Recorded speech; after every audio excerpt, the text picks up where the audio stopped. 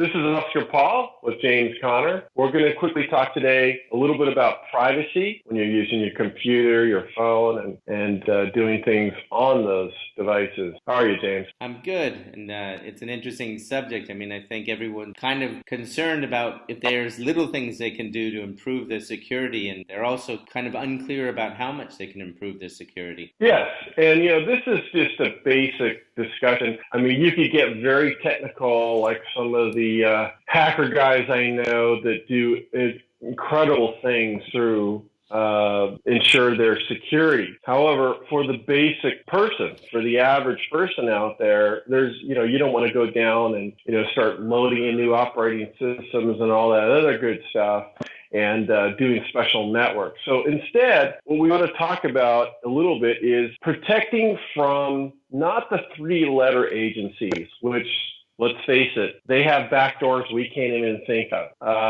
In fact, I would suggest that a lot of the security companies work with the three-letter agencies to ensure there are backdoors. I think we just saw from the latest WikiLeaks that there are so many ways in for the three-letter agencies that there's no way to really keep up with them unless you are a complete expert, and even then.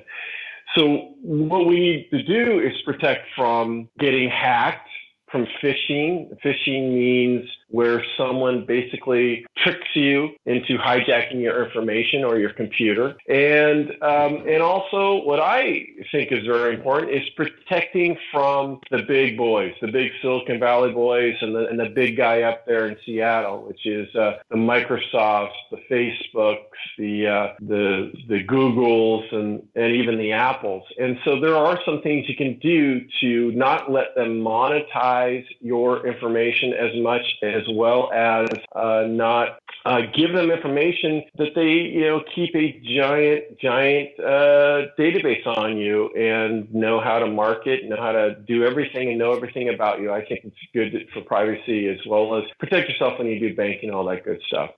Anyway, James, do you want me to go ahead and just hit a couple things, or do you want to start off with what is your favorite way to protect yourself? Well, I think, so we both have a tech background, but you're probably a little heavier in this area. The issue for me gets to be this kind of balance between convenience and trying to deal with other systems. And I think sometimes, you balance it out. There's a question about simple things like searching. It's just a decision as far as I see. So Google searches are great. Lots of Google products I find are great. But obviously Google can't be trusted. And so does that mean I never use Google? Nah, I guess it's a balance. So there are alternative search engines that are great. The one that I think is become the most popular that's alternative is DuckDuckGo. And I believe there's another one. Startpage, which basically is an anonymous Google search, and DuckDuckGo is actually a combination of, I think, 4 searches, and they're both good. Yeah, they're both good. What I found messing around with them is they're just not quite as fast as Google, but yeah, they're good. And so I guess it ends up being this thing. Do you use Gmail? Yeah, I use Gmail for some things. Do I have misgivings about that? Yeah, I do. But for some things, it's just a convenience because they have great spam filters. They have all these like little things that make it nice. So yeah, people are balancing that out. Question of using a VPN for some things. Great idea. I would use a VPN all the time if it was slow. So I find that using a VPN slows me down for a lot of things. So, and I also wonder, and maybe you have an opinion about this. I sometimes wonder if you start using VPNs all the time, or if everything you use is encrypted, if that doesn't somehow attract attention. And I think it could be random. It maybe it does, maybe it doesn't. Like, what do you think, Oscar? If you're constantly doing everything over a VPN, just your average Joe, for whatever reason, maybe it's just a privacy advocate. Do you think that's the kind of thing that draws attention to the three-letter agencies, and that means you end up being, for no reason whatsoever, just more on their radar? Who wants to be on anyone's radar? Yeah, well, I first of all, corporate America, if they take security at all, they're all using VPN. They're doing 2 or 3 factor authentication and VPNing right into everything. So I don't necessarily think that VPNs are going to cause attraction, but Certain ones do. For instance, this actually came out. One of the most private browsing ways is to use the Tor browser, which is built on the Mozilla Firefox browser. And what they found was not only were one of the three-letter agencies kind of adding to the open source there, but then it turned out in a leak that they actually pay more attention to people that are using the Tor browser. The reason is because Tor browser is used a lot in the dark web and other things like that. So yes, under certain conditions and certain products, apparently, the three-letter agencies are paying more attention. But that's not really what this is about. I mean, for instance, using a VPN with Netflix.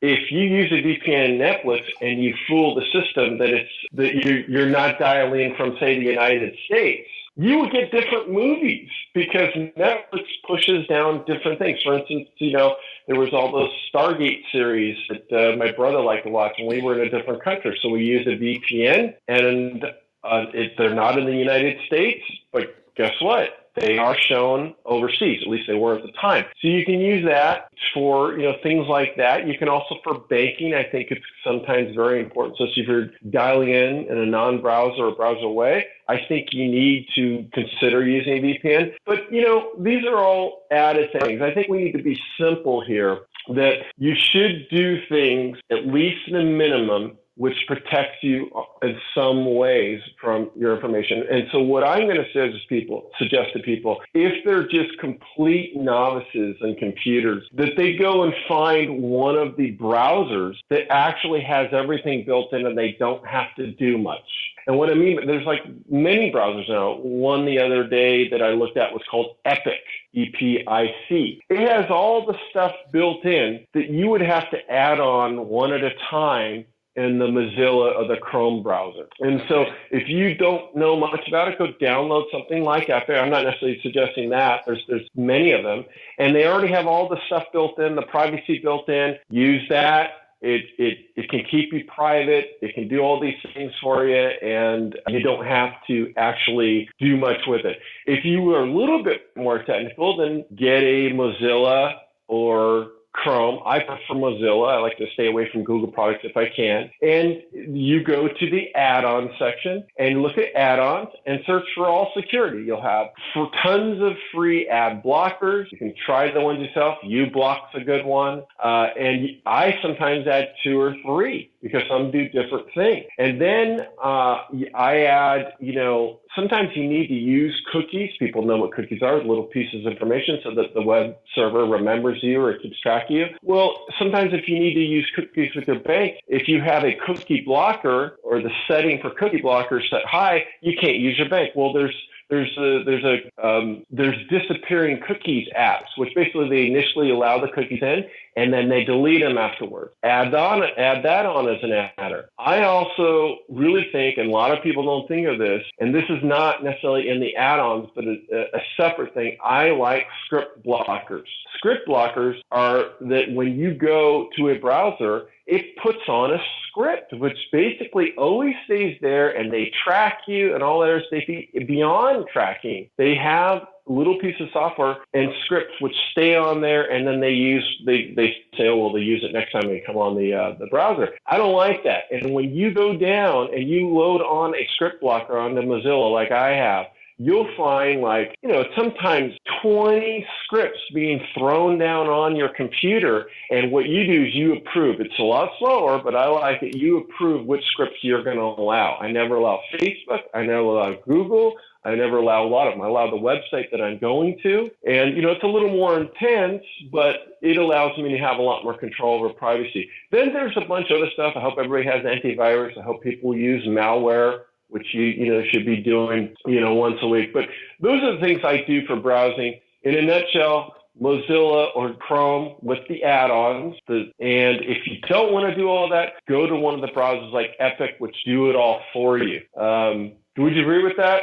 James? Well, so I think that's interesting. Again, it's this convenience thing. I remember I had script blockers, and I just found it was a bit of a hassle. Sometimes if you're you're trying to judge. It's like, well, do I really care if people are watching my surfing? And I think that generally people often there's no reason to, but there's also an advantage to just not being in their system, not having people make money off you, not being someone that they can just throw these personalized ads at, which are very, very spooky. Do you really want to contribute to this kind of massive oversight? So there's a personal making your life better, making your life more secure, and then maybe just deciding, okay, to what extent do I just want to thwart these giant companies that... Yeah, and then James, that's why there's degrees. You can go and load 50 security add-ons and extensions on your Mozilla, or you can just do 3. And that's why I think this is a good place to start. You definitely should have an ad blocker. You should definitely have some cookie management add-on. But they can go look in Mozilla or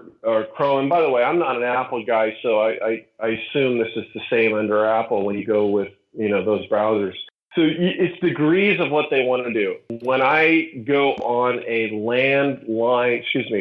Ethernet-based computer, in other words, not under Wi-Fi, I only do banking with a hardwired connected computer. I guess I'm a little paranoid. I've seen what can be done. So I tend to be that way, and I make sure I'm running under my full security Mozilla browser. So I think we kind of killed it on that. But so let's move on. And I want to say one other thing. There's a group, the Electronic Frontier Foundation, EFF.org. It is a great place to start because they have a list of the recommended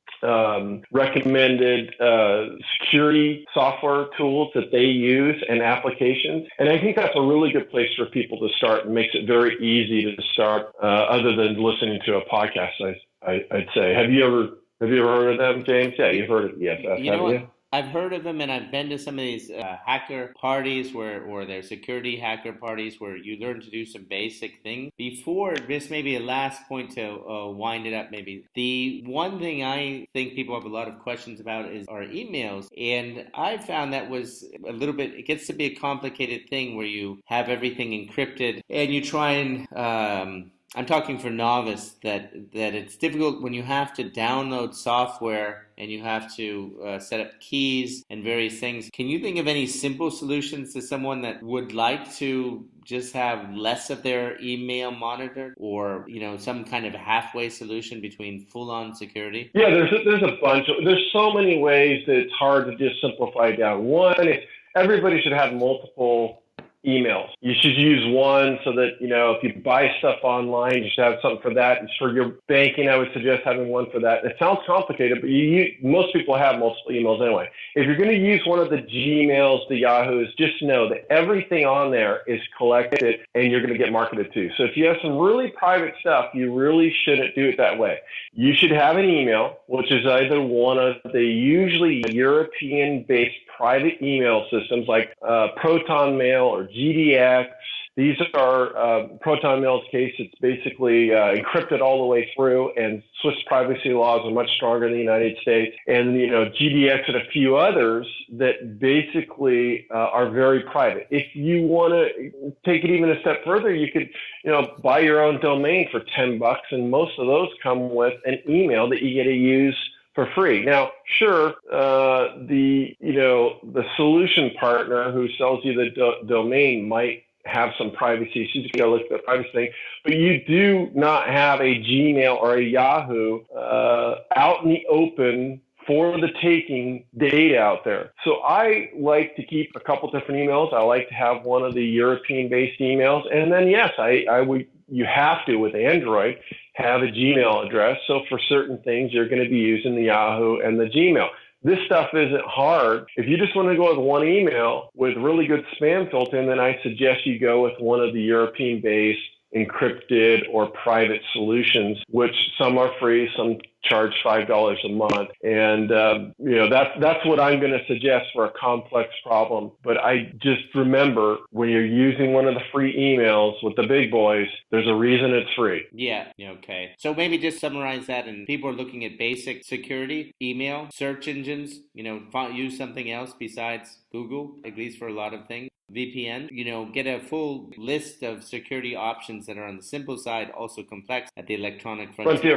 EFF.org. Yeah, there you go. Okay, so I think... Yeah, one thing, James, there's one other thing we should mention, messaging, which is a huge thing. Oh, yeah. I'm sorry to add this too, but, I was one of the first users of WhatsApp. Great. I travel a lot. But what happened was Facebook bought WhatsApp for that ridiculous 19 billion. Maybe it was worth it. And they, after a while, changed the privacy. So to where now they're taking the phone numbers and comparing them to Facebook and friends.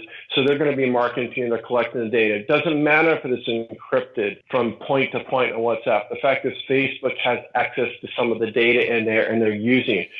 So I think WhatsApp needs to go away. So you'll find on EFF, you'll find that, trust Snowden, that they use other ones. And Signal is one of the ones that they are recommending. There's many of them, but Signal is the one that comes out. It's growing nice right now. It does the same thing, messaging, works similar to WhatsApp. You can make calls, all that good stuff. It's encrypted, and no one's, as far as we know, some big company like Facebook is stealing the data. So I would move away from WhatsApp. I would move away from some of the others and go. I know there's some in Asia that are not WhatsApp, and that you could use out there.